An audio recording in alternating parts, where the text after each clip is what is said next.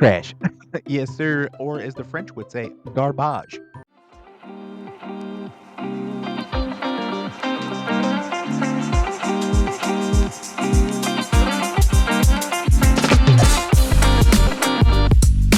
Welcome to another episode of Smitty Snippets. I appreciate y'all hanging out. Listen, let me just go and get it out the way right now. I'm aware that almost everyone loved this movie, but you didn't come here for everybody's opinion. You came here for mine. We'll be going into this movie. It is okay if we disagree on a movie. That is still a thing. We are allowed to disagree with each other. So you may have loved this movie. I did not like this movie. And now we'll go into why. There will be spoilers. So if you haven't seen it, go watch the movie. I would never tell anybody, don't go watch the movie. Unless it was Madam Web. The nuts and bolts of the story is a boy has to prove himself to himself and his father is basically the plot of this movie. Didn't have a problem with the plot, had a problem with the way it was executed. We'll go into the stuff that I loved first before we go into the bad stuff. I think the cinematography and everything looked absolutely beautiful. The face of the predator looked really good. The animals in the world around him looked amazing. Fighting in this movie was absolutely sick. Like between Quay and the main character, or Quay being the brother, and their father, the sword play that they're showing in this was amazing. Whoever did that did a fantastic job. Everything after that, though, my first issue with this has to be rated R, right? You have these studios who are afraid to push aside a certain set of people, the younger people, have them not be able to watch it because it's rated R. I think Deadpool has proven that that isn't a thing, right? As long as your movie is good. And I don't know why they keep doing this. These cookie cutter trash, just not just afraid to take chances movies and not doing anything with them. You just keep rewriting the same goddamn Predator movie time and time again. My next issue, this is not a Predator movie.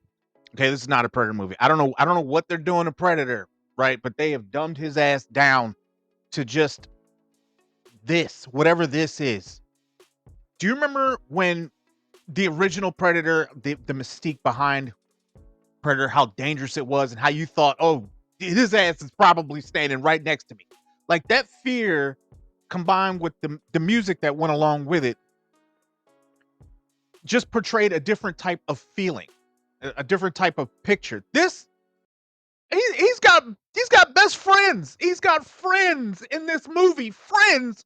I was expecting to learn more about the Predators' homeworld, or at least their culture or whatever. I'm not really mad at that. Like we didn't learn a whole lot about them in the first Predator or the second Predator. I mean, you got a little bit more in Predator 2 about you know what their deal is and how they hunt things down. You get a little bit more and more every movie that comes out. With this one, you don't really know nothing. Right? You know his dad is probably like some chieftain, it looks like, and he's in charge of something, but they don't say what. Is he in charge of the whole planet? I don't know. He just wants his son dead because he thinks he's a wuss. So now we're on this planet hunting. And here, ladies and gentlemen, is where the boat starts. So after he lands on the planet Kulamatagagi, Kulamatagi, Kula Kulo. I'm just gonna call him Kulo. Kulo meets up with Thea. Thea, who is a robot with no legs, and she is all about the jokey jokes. She is all about the jokey jokes. She's just having fun, right? Just find him. Just seems like the most inhospitable place ever, and she's joking around with being left there forever for dead. It just didn't fit. After we saved the robot, then we meet another little friend. It's like it's we don't know it at the time, but it's a baby Callisk is what it is that he just happens to meet on his way first try through these woods where he runs into this monster, whatever this thing is, right? Baby separated from his mom, don't know how, it just is, and now he's part of the group. You get the alien head there from Independence Day, the Independence Day aliens on the Predator's wall. I thought that was a pretty cool Easter egg. I'm gonna tell you where I checked out. I'm gonna tell you exactly where I checked out. It was the legs.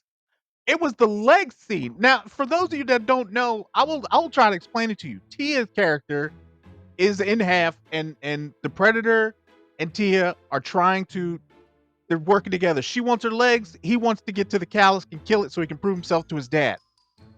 I I'm looking at this scene. She tries to get her legs back, and somehow she gets separated again, and then her legs get up and they start walking towards her. No matter where she is on this planet, it just starts walking towards her.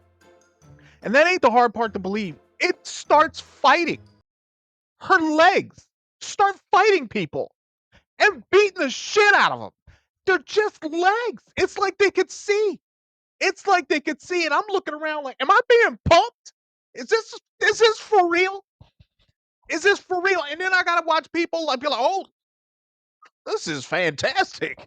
I can't. Oh, they did it. What? Then he starts fighting this forest full of weeds. I don't know what they are. They're like stems or something, like like ropes or vines or something. But clearly these vines can see, right? Somehow they can see. The end of them open up, but they can see, I guess. And there's like 1,000 of them. I don't. You never find out what they're attached to. Never. You don't know what they're attached to. Later on, they had one in a box, so clearly they ain't attached to shit. They just got vines just out there laying around, just waiting for people to be dropped off. And then I got one last saving grace. The only thing that I got left in the bag is waiting for the predator to fight the callus and win, so he can go home to his people and be like, "Look, see, I told you, I'm dope." Well, as luck would have it, turns out callus ain't so bad after all. Nope, it's not mean at all. Actually, he just He just wants to be left alone. He's just misunderstood. Just misunderstood. And then the predator comes to the realization that he never needed to destroy the callus. It was never about the callus or trying to prove himself to his father. It's about trying to prove himself to him and growing up and being who he needed to be instead of who his father wanted to be. Son, when I tell you I was so fed up with this shit, we don't even get the you don't even get you don't even get the thing that you've been watching, right? You get the more you know, the more you grow type of predator, and I am absolutely sick to my stomach. Sick to my stomach. We are on a planet full of killers, and it's just the big bad is just misunderstood. It's just misunderstood. It's not really a killer. It's just it just doesn't want to be hunted. It just doesn't want to be hunted. That's it. That's it. So the predator goes and rescues his friends who he just met because predators have those now, and uh yeah.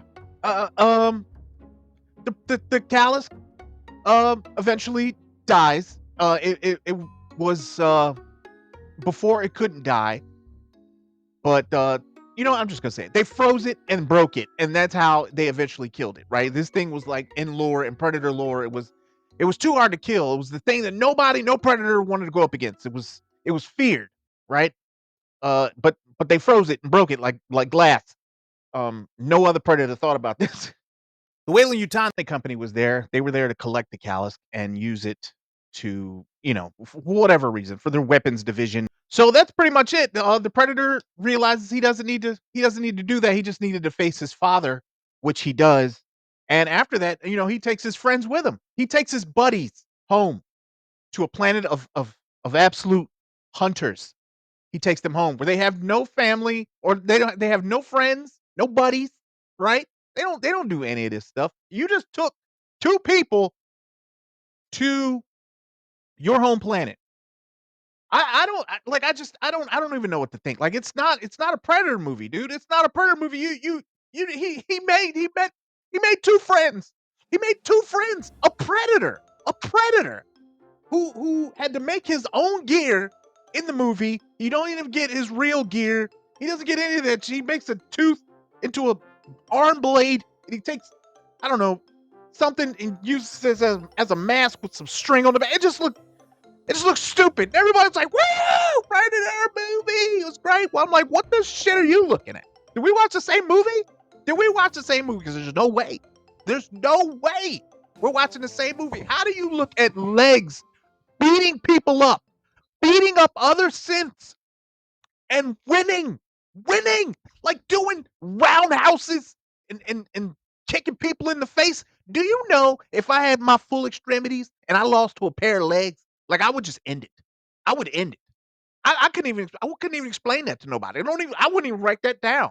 Right? I couldn't look at my friends in the face after I got beat up by a pair of legs and I got two arms and I still lost. I'd have tripped them goddamn legs and kept it moving. I, anyway, you let me know if you liked the movie. You probably did. I get it.